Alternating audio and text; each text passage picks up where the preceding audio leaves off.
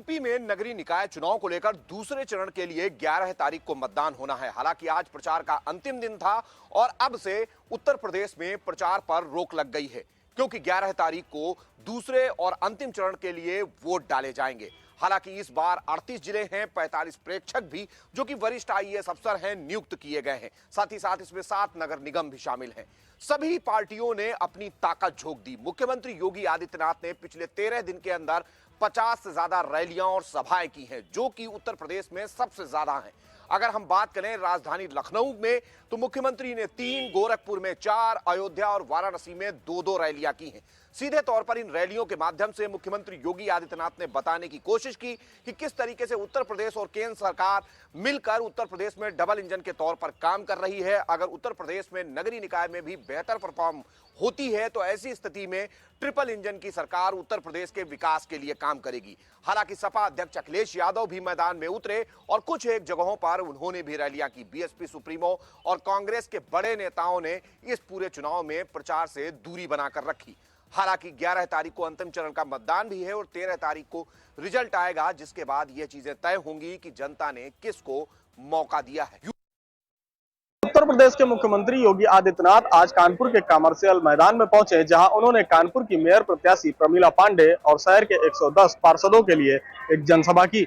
इस दौरान जनसभा में बड़ी संख्या में शहर के लोग और भाजपा कार्यकर्ता मौजूद रहे, जहां उन्होंने यूपी सरकार के द्वारा कानपुर के विकास कार्यों को भी गिनाया। साथ ही उन्होंने ये भी कहा कि कानपुर विकास के रास्ते पर आगे बढ़ रहा है। ऐसे में कानपुर की मेयर प्रत्याशी और ज्यादा से ज्यादा पार्षद प्रत्याशियों को जिताने की अपील करते हुए नजर आए। अब ऐसे में देखने वाली बात यह होगी कि सीएम योगी आदित्यनाथ ने जिस तरीके से आज जनसभा को संबोधित किया है, साथ ही उन्होंने अपने द्वारा किए गए कामों को भी गिनाया है, तो 11 तारीख को होने वाली मतगणना में आखिर जनता किसके पक्ष में वोट करती है, इसका तो जानकारी 13 मई को पता। उत्तर प्रदेश के जनपद बुलंदशहर में निकाय चुनाव के फेज 2 से पहले भाजपा प्रदेश अध्यक्ष की बड़ी कार्रवाई हुई है। 5 नेताओं को निष्कासित कर दिया है 6 साल को। उनका गतिविधि दूसरी पार्टी को सपोर्ट कर रहे थे अंदर खाने, जिसके चलते चौधरी भूपेंद्र सिंह ने पूरे मामले में कार्रवाई करते हुए सतेंद्र सिसोदिया को तत्काल लेटर जारी करा है। उन्होंने कार्रवाई के निर्देश दिए हैं। अब देखना होगा ये तमाम जितने भी 5 नेता है दूसरी पार्टी का प्रचार कर रहे थे, जनसंपर्क कर रहे थे, वीडियो के आधार पर 6 साल को निष्कासित कर दिया है। ये बीजेपी की बड़ी कार्रवाई है। कार्रवाई से तमाम जितने भी दिग्गज नेता हैं कहीं ना कहीं अनुशासनहीनता के चलते जिसे कार्रवाई हुई है। पूर्व चेयरमैन नरोरा, पूर्व चेयरमैन औरंगाबाद में कार्रवाई हुई है। 3 मंडल अध्यक्ष पर कार्रवाई हुई है बीजेपी की। अब देखना होगा जिस तरीके से चुनाव से पहले बड़ी कार्रवाई ये लाभदायक होती है या नुकसान होता है। उत्तर चुनाव प्रचार को लेकर के आज कानपुर में राष्ट्रीय अध्यक्ष अखिलेश यादव समाजवादी पार्टी की जो मेयर प्रत्याशी वंदना वाजपेयी के लिए कानपुर पहुंचे, उन्होंने रोड शो किया। ऐसे में रोड शो के दौरान कहीं ना कहीं बीजेपी समर्थक और समाजवादी पार्टी के समर्थक आपस में भिड़ गए थे, क्योंकि आज प्रचार का आखिरी दिन था और हर तरफ जुलूस निकल रहा। हर प्रत्याशी अपने जो प्रत्याशी के समर्थक वो लगा था जुलूस निकालने, जिससे कि उनके प्रत्याशी को जीत दिलाई जा सके। लेकिन कहीं ना कहीं जब बिहार और जुलूस पहुंचा अखिलेश यादव का, प्रमिला पांडे के पक्ष में भाजपाइयों को जुलूस निकला, तो आमने सामने आने पर दोनों समर्थकों में कहा शुरू हो गई और अब अभद्रता होने लगी। ऐसे में पुलिस प्रशासन को बीच में पड़कर मामले को शांत कराना पड़ा। कहीं ना कहीं विधानसभा अध्यक्ष सतीश महाना को भी बीच में पड़कर दोनों पक्षों समझा के किनारे किया गया और पुलिस ने भी पहले दूसरे रूट से पीपल कोठी से मोड़ करके समाजवादी पार्टी का जो जुलूस था उसको निकाला गया और भाजपा का जुलूस सामने निकला। तो कहीं ना कहीं आज शाम को 6 बजे तक प्रचार प्रसार अब बंद हो चुका है। अब जो रोड शो या जो भी प्रचार के लिए होती वो सारी व्यवस्थाएं फिलहाल बंद हो गई। अब 11 मई को मतदान के बाद 13 मई को जब मतगणना हो तब पता चलेगा कि किसके सिर पर जीत का सेहरा बन। पीलीभीत में निकाय चुनाव की जो प्रक्रिया चल रही थी, लगातार चुनावी प्रचार प्रसार चल रहा था, उसका आज 9 मई को अब कोई भी चुनावी प्रसार कोई भी रैली नहीं होगी।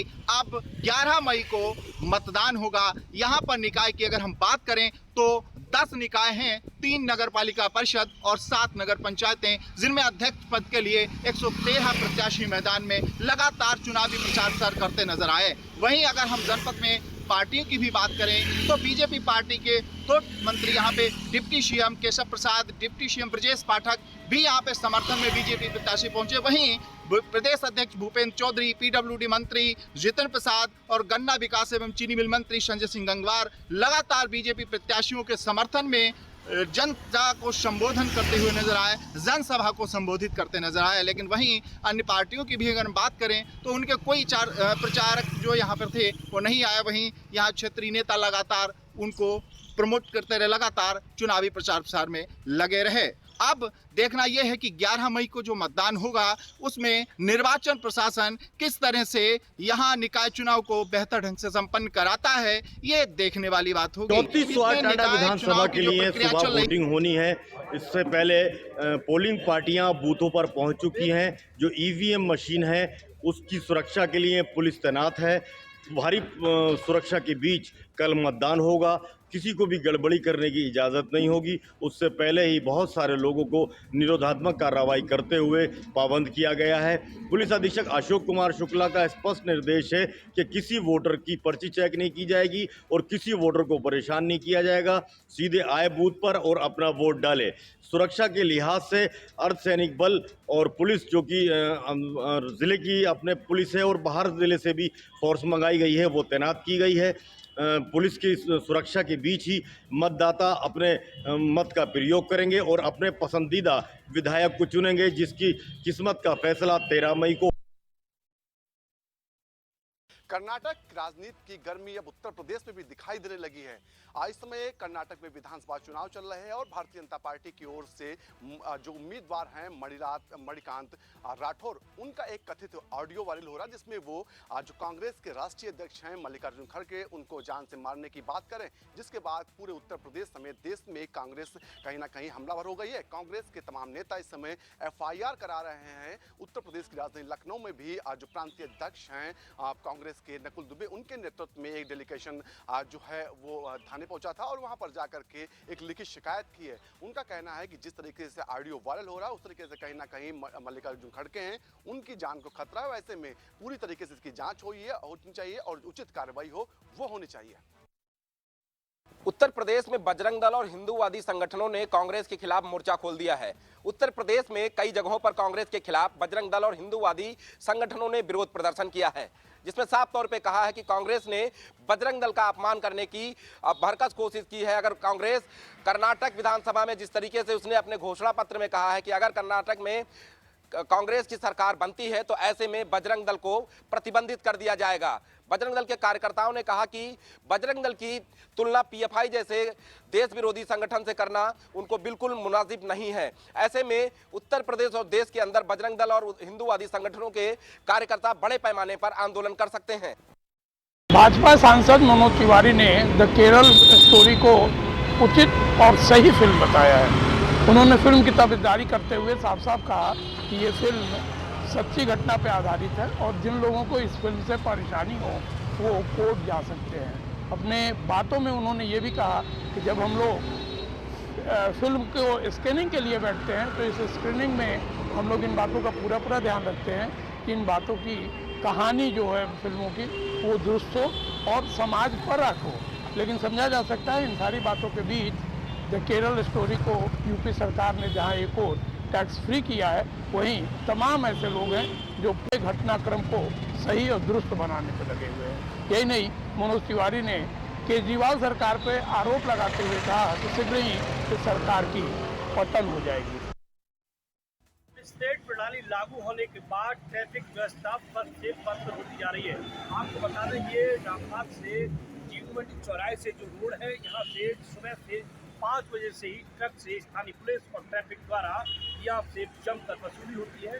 आपको बता दें प्रत्येक ट्रक से 400 से 500 की वसूली बताई जाती है। हालांकि पूरे मामले को लेकर कई बार उच्च स्तर के अधिकारियों से शिकायत की, लेकिन कोई भी कार्रवाई आज तक नहीं हुई। हालांकि इस पूरे मामले में स्मार्ट सिटी के कैमरे की तस्वीर देखी जाए तो निश्चित तौर से उच्च स्तर के अधिकारियों द्वारा बड़ी कार्रवाई की जा सकती है। लेकिन देखने वाली बात यह है कि स्थानीय पुलिस पर कब कार्रवाई होगी, कब स्मार्ट सिटी के कैमरे की ये तस्वीर उच्च स्तर के अधिकारियों तक पहुंचेगी, ये देखने वाली बात होगी। हिमाचल प्रदेश के महामहिम राज्यपाल शिव प्रताप शुक्ल ने उत्तर प्रदेश के मुख्यमंत्री योगी आदित्यनाथ से गोरक्षनाथ मंदिर के मुख्यमंत्री आवास में करीब 45 मिनट तक की मुलाकात वहीं आपको बता दें कि दोनों लोगों ने गुरु गोरक्षनाथ का मत्था भी टेका। साथ ही साथ 45 मिनट की वार्ता में नगर निकाय चुनाव सहित कई मुद्दों पर चर्चा हुई। आपको ये भी बता दें, शिव प्रताप शुक्ला जी राज्यपाल महामहिम हिमाचल प्रदेश के कई दिनों से गोरखपुर में आए हुए हैं, कई कार्यक्रम में शिरकत किए। आज महामहिम राज्यपाल हिमाचल प्रदेश के लिए रवाना हो जाएंगे। जिलाधिकारी रविंद्र कुमार और एसएसपी ने तमाम जगहों पर किया निरीक्षण। आपको बता दें कि आगामी समय में नगर निकाय चुनाव की मतगणना होनी है। ऐसे में आज जिलाधिकारी और एसएसपी ने मऊरानीपुर के जो महाविद्यालय है जहां पर मतगणना होनी है वहां पर औचक निरीक्षण किया। इसके अलावा उन्होंने वहां की जो व्यवस्थाएं हैं उनको जांचा परखा। वहीं आपको बता दें कि ज़िले में ग्रामीण क्षेत्रों में सरकार द्वारा चलाई जा रही गौशालाओं को भी उन्होंने जांचा परखा। इसके अलावा जो अमृत सरोवर खुदवाए गए हैं उनकी भी उन्होंने जानकारी ली। इसके अलावा हर घर जल नल योजना के तहत चलाए जा रहे जो योजना चलाई जा रही है उसमें वह इंटेक वेल और जो परियोजना है उसको उन्होंने जांचा और जो भी कमियां हैं उन कमियों को अधीनस्थों को जल्द सही करने के निर्देश। साहबगंज थाना क्षेत्र में लगातार चोरी की घटना को चोर अंजाम दे रहे हैं और चोर पुलिस के पकड़ से कोसों दूर है। हम बात कर रहे हैं साहबगंज थाना क्षेत्र के ठेकहा कंपोजिट विद्यालय में, जहां दूसरी बार चोरों ने एक सप्ताह के अंदर चोरी की घटना को अंजाम दिया है। एक सप्ताह पूर्व 50,000 के सामान पर चोरों ने हाथ साफ किया था। आज फिर से ठेकहा कंपोजिट विद्यालय में सोलर बैटरी सहित लाखों के सामान पे हाथ साफ किया है। बात की जाए साहबगंज पुलिस की तो साहबगंज पुलिस की चोरों को बिल्कुल ही भय नहीं दिख रही है और लगातार चोरी की घटना को अंजाम दे रहे हैं। वहीं प्रधानाध्यापक द्वारा बताया गया कि जो भी अब सामान बचा हुआ है विद्यालय का उसको हम प्रधान के घर में शिफ्ट करवा रहे हैं, इसलिए कि दोबारा फिर से चोरी की घटना को चोर अंजाम दे न सकें। अब देखने वाली बात होगी कि साहबगंज पुलिस किस तरीके से चोरों को पकड़ती है या इसी तरीके से लगातार चोरी की घटना को चोर अंजाम देते रहेंगे। कुशीनगर में घर से स्कूल जा रही 2 छात्राओं को अनियंत्रित कार ने मारी ठोकर, जिसके वजह से एक छात्रा की मौके पर हुई मौत, दूसरी छात्रा बुरी तरह हुई घायल। घायल छात्रा को आसपास के लोगों ने जिला अस्पताल में कराया भर्ती, जहां के चिकित्सकों ने स्थिति नाजुक देखते हुए मेडिकल कॉलेज कर दिया रेफर।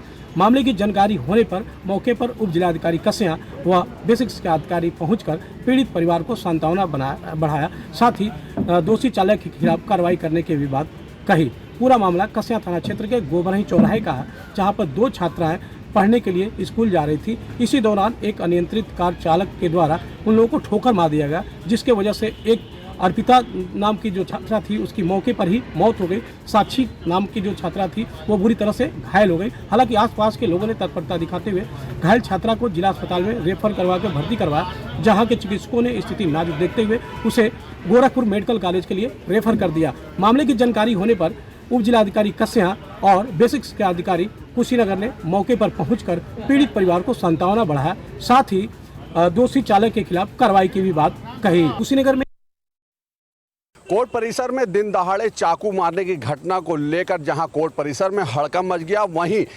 महिला की हालत गंभीर देखते हुए उसे जिला अस्पताल में एडमिट कराया गया है। वहीं सवाल अब ये उठता है कि आखिर कोर्ट परिसर के अंदर चाकू पहुंचा कैसे। सबसे बड़ा सवाल यही है।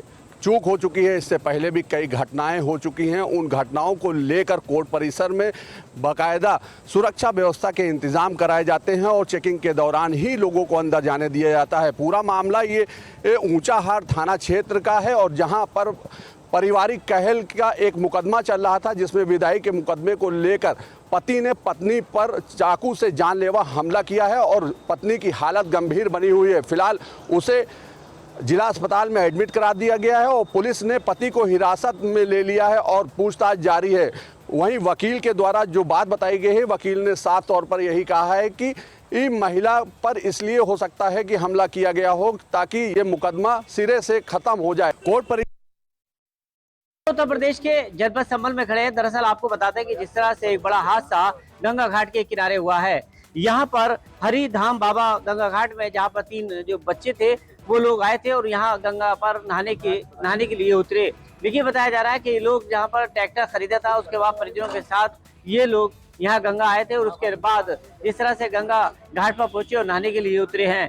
फिलहाल 3 ये लोग लड़के बताए जा रहे हैं, जिसमें कि एक को निकाला गया जबकि 2 लोग अभी उसमें गंगा में है। फिलहाल जिस तरह से परिजनों में हड़कंप मची है, उसके बाद गाजियाबाद से पीएसी बुलाई गई। लगातार 24 घंटे से लगातार कोशिश रेस्क्यू जारी है। रेस्क्यू के तहत लगातार कोशिश परिजन के अलावा यहाँ पर पीएसी और पुलिस कर रही है, लेकिन अभी 2 लोगों का कोई पता नहीं है। लेकिन फिलहाल एक को निकाला गया है जिसकी मौत हो चुकी है। अब इसे बताया जा रहा है कि ये लोग यहाँ पर हरिधाम बाबा गंगा घाट के किनारे, जो कि अमरोहा जनपद के ठेगला गांव से ये परिवार यहाँ ट्रैक्टर नया खरीदने के बाद आया था। बिजनौर के धामपुर में फिर एक सड़क हादसा देखने को मिला। जी हां, आपको बताते चलें, बिजनौर के धामपुर में तेज रफ्तार अज्ञात वाहन ने बाइक सवार के जोरदार टक्कर मार दी, जिसमें बाइक सवार की मौके पर मौत हो गई। आपको बताते चलें, बाइक सवार अभिमन्यु काफ़ी समय से अपने पिता के इलाज के लिए आना जाना रोडों पर कर रहा था, जिस कारण आज वो फिर अपने पिता अर्जुन के लिए दवाई लेने जा रहा था, तो रास्ते में अचानक तेज रफ्तार अज्ञात वाहन ने अभिमन्यु के टक्कर मार दी, जिसमें बताया जा रहा है कि अभिमन्यु के पिता काफ़ी समय से कैंसर पीड़ित थे, जिसमें करने वाला कार्यकर्ता अगर बात की जाए था अभिमन्यु ही अपने परिवार में था, जिसको लेकर आज इस मौत से मोहल्ले में अलग अलग चर्चा हो रही है और मोहल्ले वालों का कहना है कि इस मौत से पूरे परिवार की ही मौत हो गई है, क्योंकि अभिमन्यु एक अकेला ही अपने परिवार का पालन पोषण कर रहा था। आपको बताते चलें, बिजनौर में लगातार सड़क हादसे इस कदर बढ़ रहे हैं, तो उसका मुख्य कारण या तो तेज़ रफ्तार है या शराब पी के ड्राइविंग करना है। तो कहीं ना कहीं यातायात पुलिस को इस बात पर रोक लगानी चाहिए, तो सड़क हादसे में कहीं ना कहीं धीमी हो सकती है। बिजनौर के